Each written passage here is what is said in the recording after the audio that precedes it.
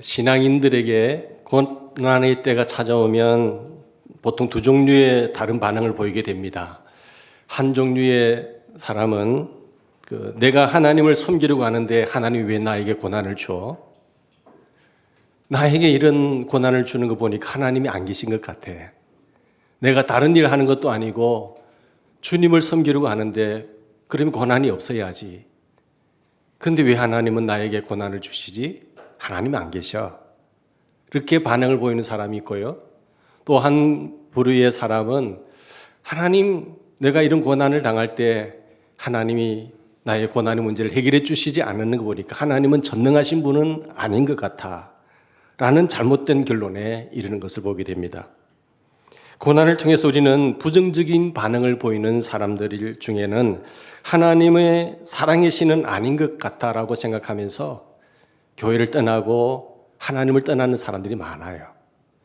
내가 교회에 와서 축복을 받고 더 하나님의 은총 속에 거하면서 잘 되기를 바라는데 사랑이라는 하나님이 나에게 이런 좋은 것을 주지 않으니까 나는 교회 갈 필요가 없네 라면서 교회를 떠나고 하나님을 떠나는 분이 있지요.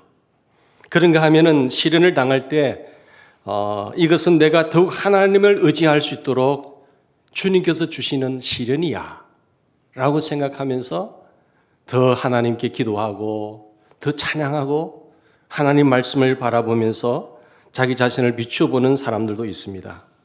이런 사람들은 고난을 통해서 자신의 신앙을 더욱 성숙시키는 그런 사람들이죠.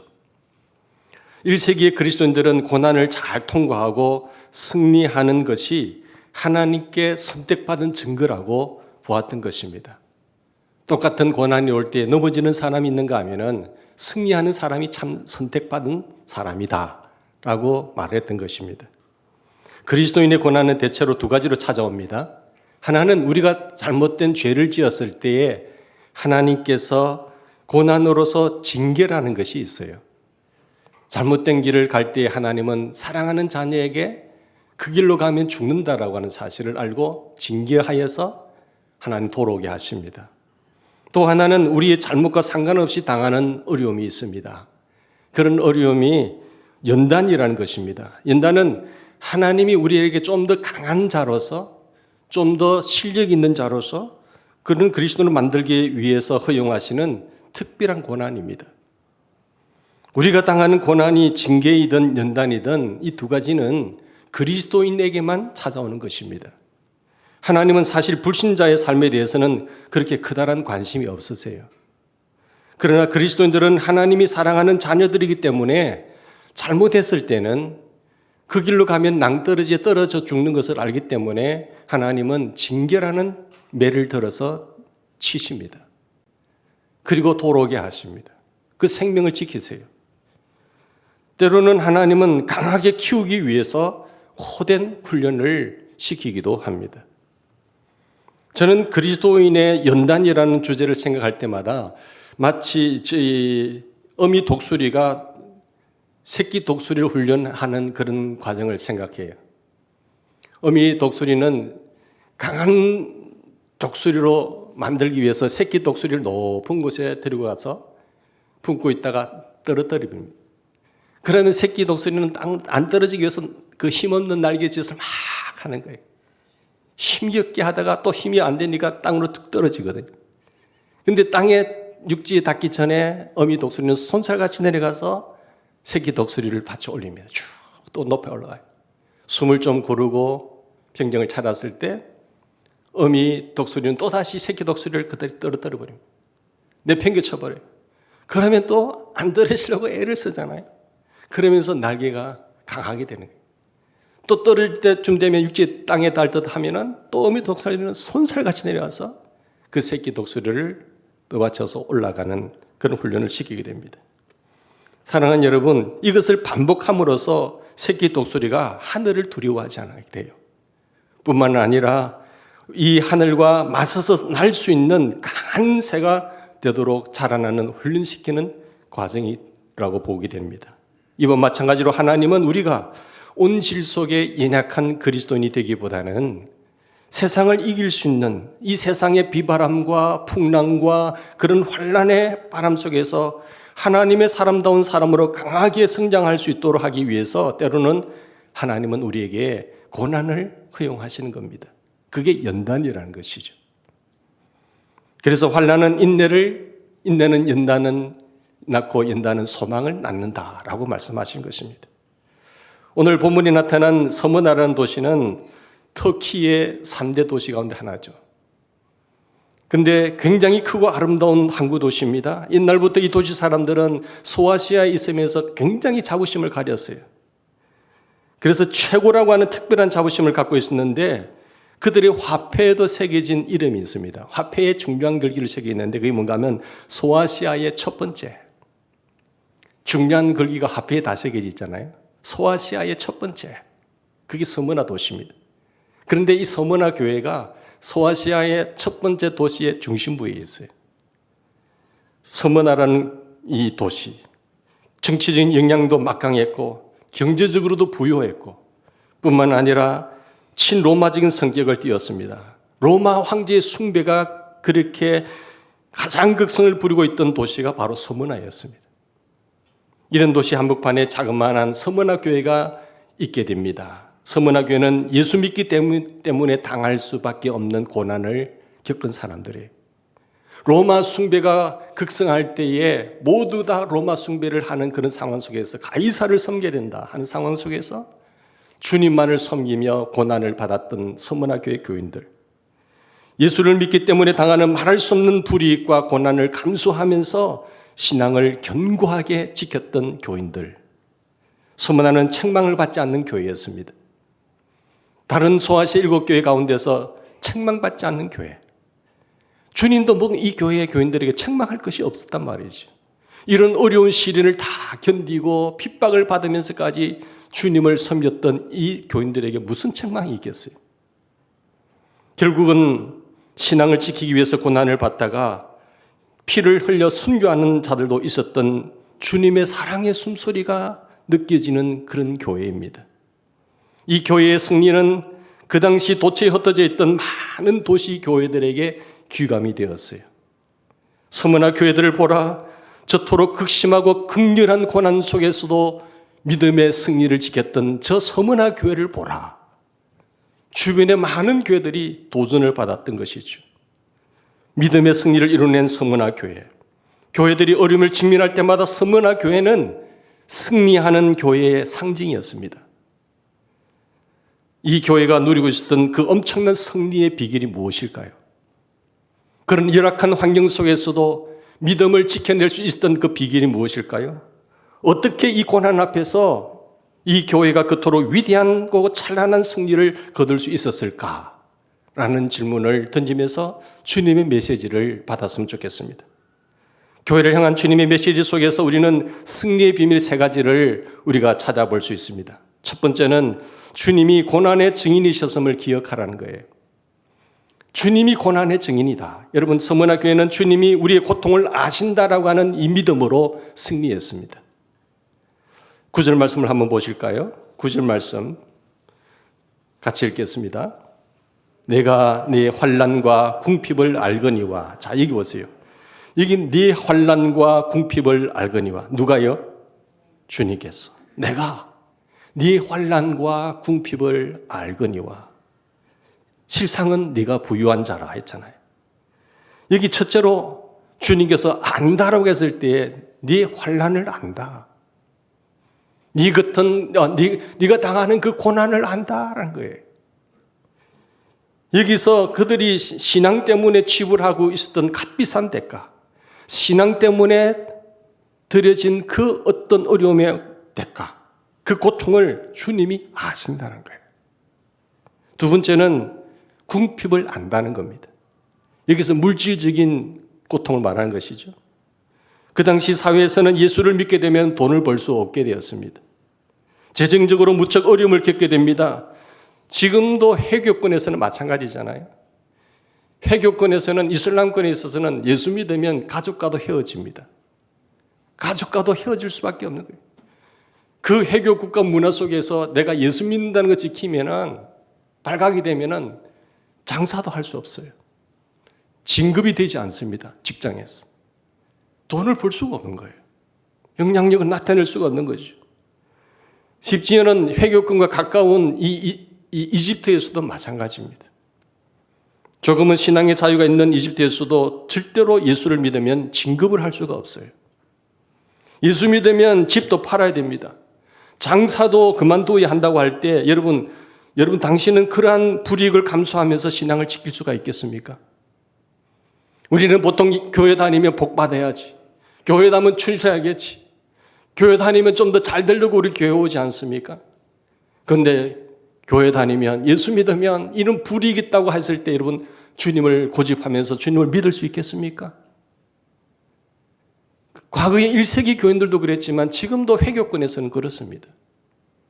정말 어려운 거예요. 그들에게 예수님을 선택한다는 것은 죽음과도 마찬가지인 것입니다.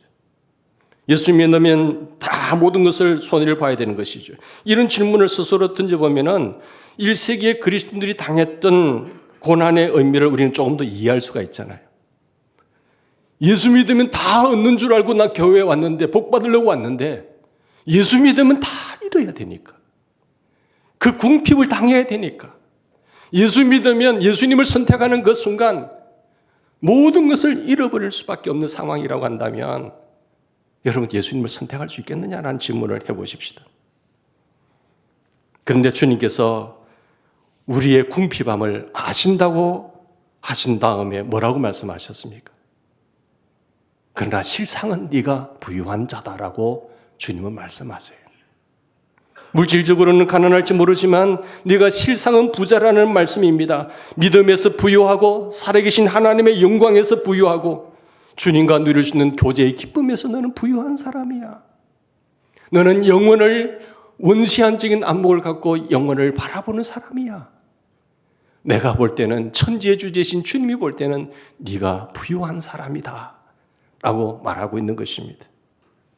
그들은 결코 가난하지 않았습니다. 세 번째로 주님 뭘 아신다고 했습니까? 9절 말씀을 보십시다.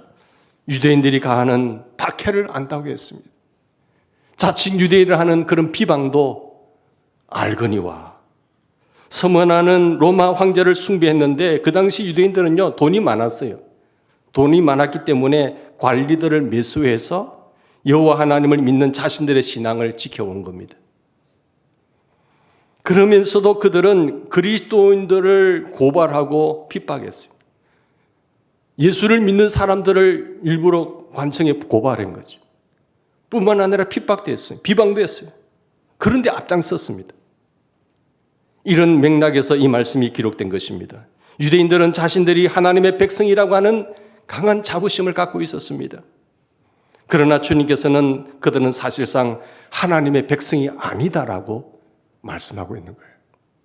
저희들은 자칭 스스로 유대인이라고 말하지만 주님은 너희들은 내 백성이 아니다라고 말하는 것입니다. 자칭 유대인을 하는 사람들의 회방도 안 오니 비방도 안 오니 실상은 유대인이 아니요 사단의 회당이다.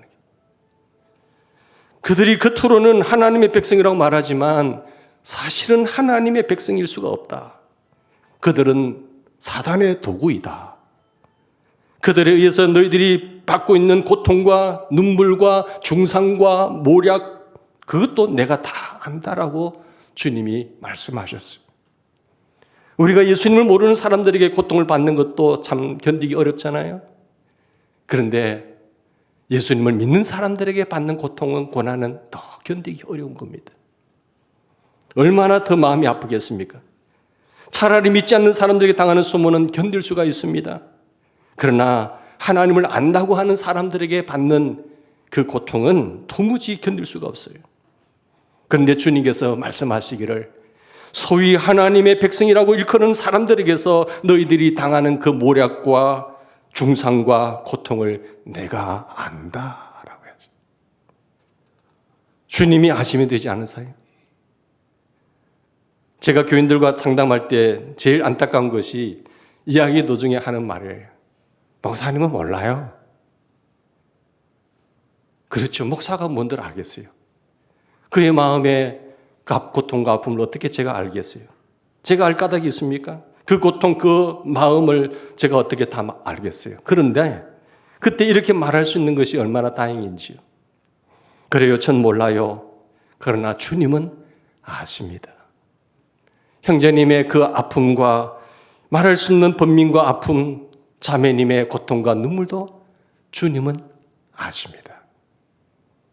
서문학교에 편지를 보내는 주님은 어떤 모습으로 지금 등장하고 계세요? 이 교인들에게 등장하는 주님의 모습을 한번 보십시다. 8절 말씀 보세요.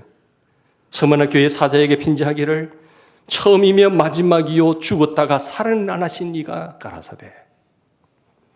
죽었다가 살아나시니 서문학교에 주께서 처음이요 나중이시라고 말씀하시는 분으로 선포된 것은 특별한 의미가 있다고 생각합니다. 이 고통이 언제 끝나느냐 하고 낙심하고 절망 가운데 있는 교인들에게 주님이 나타나신 모습이 처음과 마지막이신 주님. 그 아름다운 모습으로 나타나고 있잖아요. 그리고 주님은 그 고난을 경험하신 분이에요. 십자가의 고난, 인간이 당할 수 있는 최고의 고난을 경험하신 분입니다. 그 고난을 아시는 분이에요. 조롱도 알고 회방도 알고 아픔도 알고 핍박도 알고 그 모든 것을 몸으로 견디신 그분이 안다는 거예요. 그러니까 고난을 겪어본 사람이 고난을 안다는 것은 공감이 되는 거잖아요. 내가 그런 어려움을 겪어보지 않는 사람은 그것이 공감이 잘 안 되지요. 그러나 누구보다도 고난을 경험하신 그 주님이 내가 안다. 공감하는 거예요. 내가 아니까 너 걱정하지 마. 그 말씀 아니겠어요? 우리가 이 땅의 세상에 살면서 세상과 싸워 믿음을 지키기 위해서 몸부림치면서 세상의 풍랑을 만나서 그 세력에 올라갈 때에 힘겹다 하더라도 주님이 안다라고 했을 때 우리는 힘이 나는 것 아니겠습니까?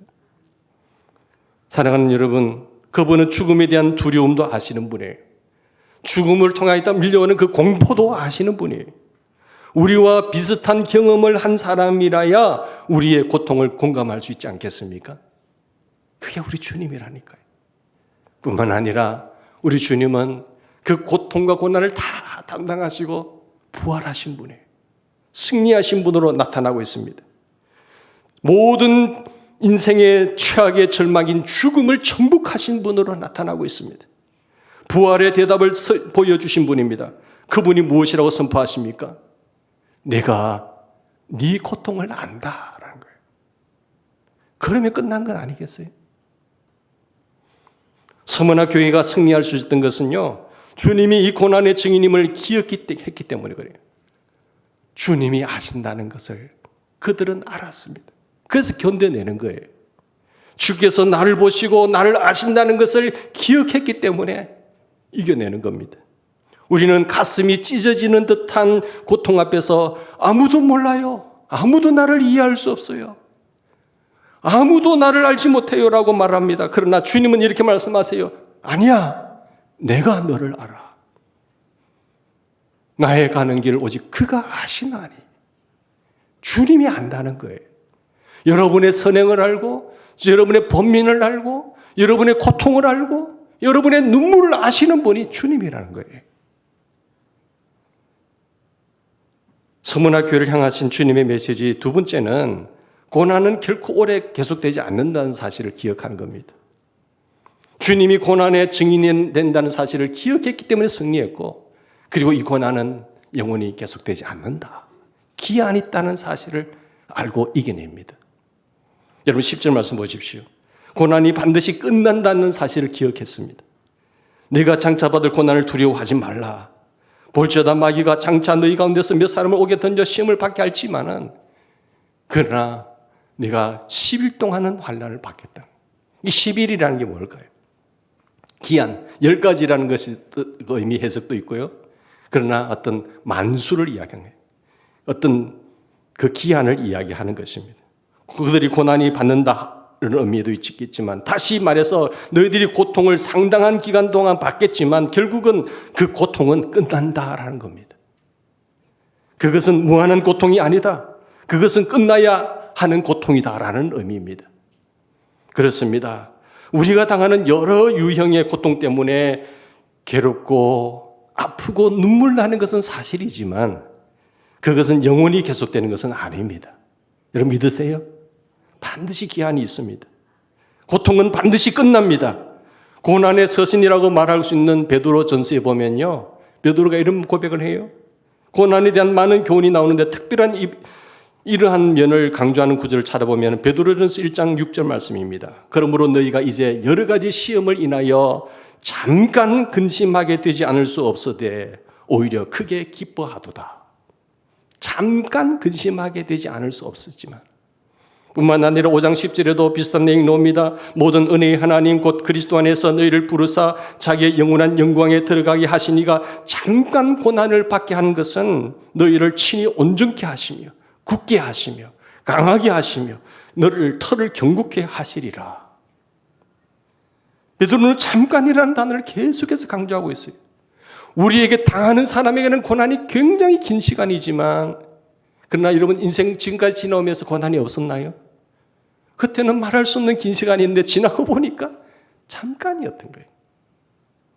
밤이 너무 길어 새벽이 오지 않을 것처럼 느껴지는 경우가 있지 않습니까? 지금 너희들이 당하는 고난이 혹 그렇게 느껴진다고 해도 그것은 잠깐일 뿐이다 라고 말씀을 하고 있습니다. 고통은 끝난다는 것입니다.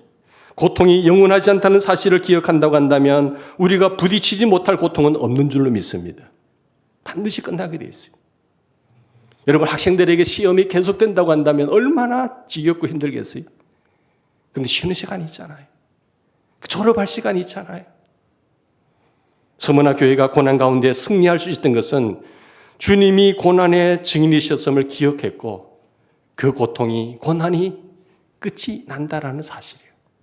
마지막 세 번째는 고난 후에 예비된 상급을 기억했기 때문에 그들은 승리하게 됩니다.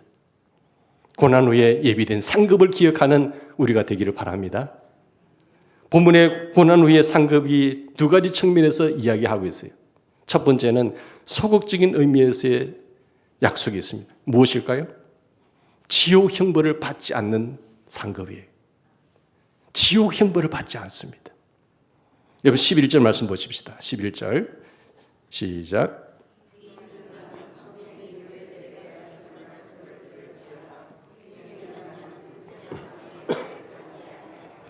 아멘. 이기는 자. 요한계시를 보면요, 계속해서 이기는 자, 이기는 자, 이기는 자 나와요. 마귀를 이기고 세상을 이기고 나 자신 이기셔야 됩니다. 이기셔야 받을 수 있어요. 은혜를 받았지만 이겨내지 못하면 우리가 안 되는 것이죠. 그래서 이기는 자는 둘째 사망의 해를 받지 아니하리라. 여러분 보십시다. 우리가 일상적으로 경험하는 죽음은 첫 번째 죽음이에요.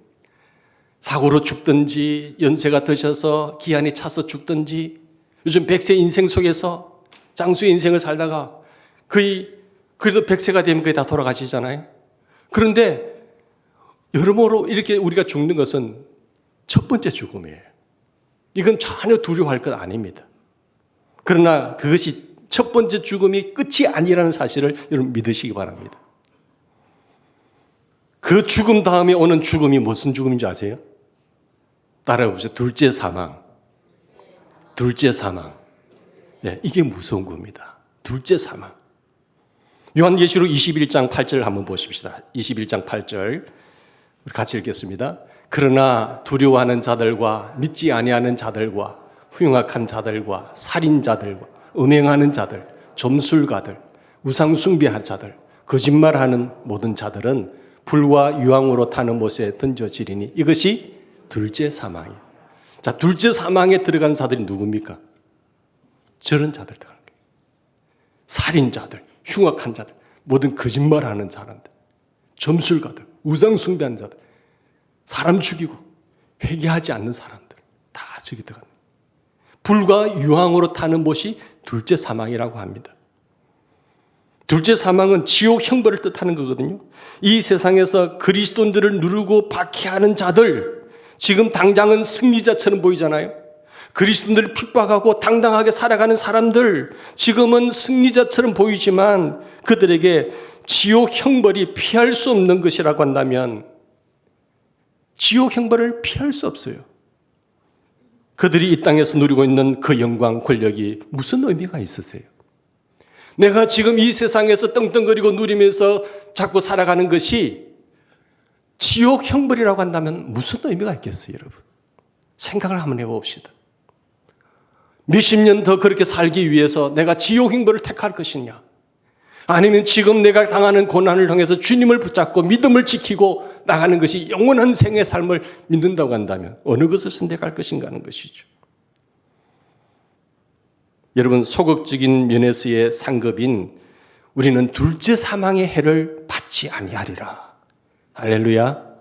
둘째 사망의 해를 받지 아니하는 이 상급이 얼마나 큰 축복인지 몰라요. 이 세상의 고통과 고난은 아무것도 아닌 것입니다. 절대 속아서는 안 되는 거예요. 우리는 이 땅의 삶이 끝날 때 지옥을 두려워하지 않아도 됩니다. 오, 주님 감사합니다. 주님 나를 받으시옵소서. 웃으면서 행복하게 주님의 품에 안기는 우리 모두가 되기를 주의 이름으로 축원합니다. 이것은 놀라운 약속이에요. 또 한 가지 약속이 있는데 이 적극적인 의미에서의 축복이에요. 상급이에요.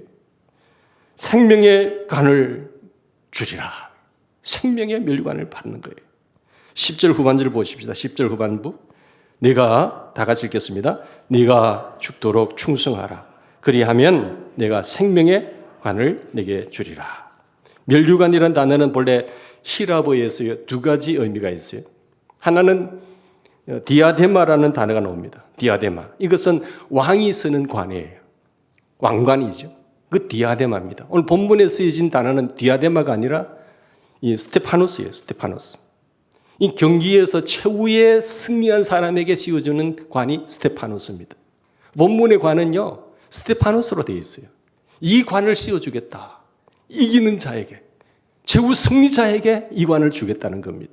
생명의 멸류관. 경기에서 최후의 승리자에게 주는 관, 특별히 서머나 도시에는요, 부한 도시라고 했잖아요. 많은 경기장이 있었어요.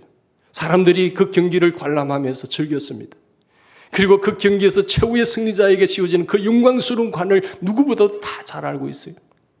그래, 너희들에게는 내가 이 스테파노스를 주겠다. 이 말씀하신 거예요. 이것을 알았기 때문에 고난을 이겨내는 겁니다. 믿음을 지켜내는 거예요. 이 확신이 없었다고 한다면 그 핍박과 환난 속에서 궁핍 속에서 세상으로 향했지요. 그러나 주님께서 나를 하시고 이 고통을 하시고 궁핍을 하시고 그리고 이 기한은 고통은 영원히 계속되지 않고 기한이 있다는 사실을 기억하면서 주님께서 내게 씌워줄 그 영광의 생명의 관을 받을 것을 생각하니까 가슴이 떨리는 것 아니겠어요? 그러면서 견뎌내는 거예요. 인생의 싸움이 벌어지고 있는 또 하나의 김기장, 인생의 싸움에서 신앙을 지키고 마지막 승리하는 사람들이 주님 앞에 설 때에 주님께서 치워주시는 이 생명의 면류관을 그들은 바라보았던 것이죠. 이 영광에 대한 비전이 서머나 교인들에게 이 땅에서 받는 어떤 고난도 이겨낼 수 있도록 힘을 주었던 것입니다. 사랑하는 여러분, 여러분에게 닥치는 환난과 궁핍을 견뎌내는 승리하는 하나님의 백성들 되기를 주의 이름으로 축원합니다. 그들은 자신들의 믿음 때문에 죽을지도 모르겠어요. 내일 죽을지 오늘 죽을지도 모르겠어요. 그래서 여기서 죽도록 충성하라는 말하는 것입니다. 여러분, 대부분 죽도록 충성하라는 말을 죽을 정도로 충성하라는 말 아닙니다. 본문의 뜻은 그거 아니에요. 오늘 죽을 정도로 충성하다가 죽는 건 아니라 내가 생명 다 주시는 그날까지 끊임없이 일관되게 지속적으로 충성하라는 겁니다. 죽을 때까지 충성하라는 거예요. 한 시대에 내가 잠깐 기분 좋을 때 충성했다가 또 빠지는 이런 것이 아니라 일관되게 지속적으로 나의 주신 하나님의 생명을 감사히 생각하면서 하루하루 살아가는 것이 주님이 이 은혜요. 이 날을 위함이요 이때를 위함인 줄 알고 묵묵히 주님의 나라를 위하여 섬겨나가는 그런 사람들을 말하는 것이죠. 지금 주님을 향해서 갖는 태도를 일관성 있게 견지함으로써 마지막 죽음에 이를 때에도 주님에 대한 성실과 충성을 갖고 최후의 승리자가 되라는 그 믿음을 말하는 것입니다. 그러나 이 믿음 때문에 죽은 사람들에게 죽음은 승리자의 개선문에 불과할 것입니다. 승전가가 울려 퍼지는 그 축복의 개선문을 통과할 때 주님이 마중 나오셔서 사랑하는 딸아, 사랑하는 아들아, 정말 수고 많았어. 내가 그 고통을 다 알고 있지. 이제 이기는 자에게 주는 그 생명의 관을, 스테파노스의 관을 너에게 씌울 거야.